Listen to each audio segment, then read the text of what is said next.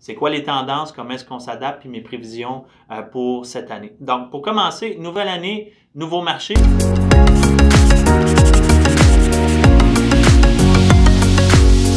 Yes sir, bienvenue en 2021, bonne année à tous. Si jamais tu reçois le message, c'est parce que tu es quelqu'un qui est proche de nous, soit qu'on se connaît, on a déjà fait affaire ensemble dans le passé, un ami ou quelqu'un avec qui on travaille à tous les jours. Donc, je voulais prendre le temps de te donner mes meilleurs vœux pour l'année 2021.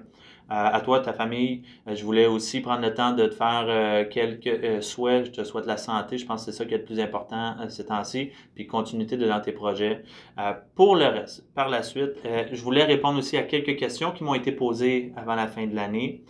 Et puis, venir aussi avec nouvelle année, dit nouveau marché immobilier, on doit s'adapter. C'est quoi les tendances, comment est-ce qu'on s'adapte, puis mes prévisions pour cette année. Donc, pour commencer, nouvelle année, nouveau marché, comment est-ce qu'on s'adapte? Bien, on va parler maintenant d'une adaptation au point de vue visite virtuelle, la nouvelle tendance. Donc, d'avoir un moyen, un médium qui nous permet d'offrir la visite virtuelle à nos clients, aux acheteurs, et de leur offrir aussi la chance de pouvoir commenter ou interagir avec eux en live, en direct. Donc, ça peut être vidéo Facebook, Zoom, peu importe, juste d'avoir la chance de pouvoir interagir avec eux directement. Un nouvel élément aussi auquel on doit s'adapter cette année, ça va être tout ce qui est vidéo, visite virtuelle, drone. Donc, quand on va parler de visite virtuelle, d'avoir la qualité des images d'un autre niveau, d'avoir un drone de qualité aussi pour être en mesure d'offrir le maximum d'informations à l'acheteur avant même qu'il vienne sur place pour limiter les déplacements physiques. Et dernière des choses, d'avoir des attestations et des procédures pour le COVID. Donc, d'avoir une attestation que les acheteurs n'ont pas été en contact avec une personne qui a eu le COVID dernièrement. D'avoir une attestation que la personne n'a pas voyagé. Un protocole, des procédures, gants, masques obligatoires, comment est-ce qu'on s'organise. C'est tout ça qui est une nouvelle réalité avec laquelle on doit faire face, auquel on doit s'ajuster.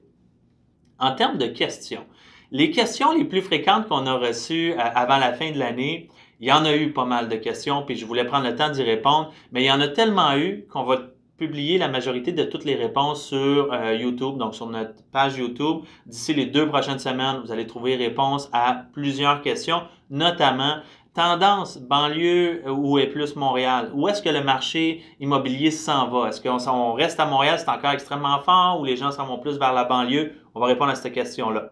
On va parler aussi des signatures électroniques, des protocoles, des procédures. Donc, est-ce que c'est possible aujourd'hui de faire des signatures électroniques pour limiter les contacts physiques? Est-ce que c'est quoi le protocole COVID justement à mettre en place pour s'assurer que c'est sécuritaire, l'acheteur, le vendeur et toutes les autres parties impliquées?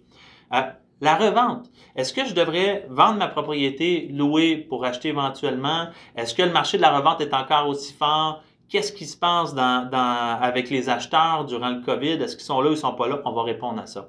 Visite libre, est-ce que ça vaut encore la peine d'en faire? Comment est-ce qu'on les fait? Qu'est-ce qui se passe? Bien, c'est ce qu'on appelle des visites libres avec des rendez-vous préétablis. Comment est-ce qu'on la prépare? Comment est-ce qu'on la met en place? Comment est-ce qu'on l'exécute à partir de là? Ça va être répondu aussi. Et dernièrement, on va finir avec les prévisions pour l'année 2021. Comment est-ce que Dominique prévoit que le marché 2021 va se dérouler? Puis comment elle a été l'année 2020? Qu'est-ce qui s'est passé? Est-ce que malgré COVID, ça a été une bonne année? Une année terrible, difficile, en immobilier? Qu'est-ce qui se passe avec tout ça?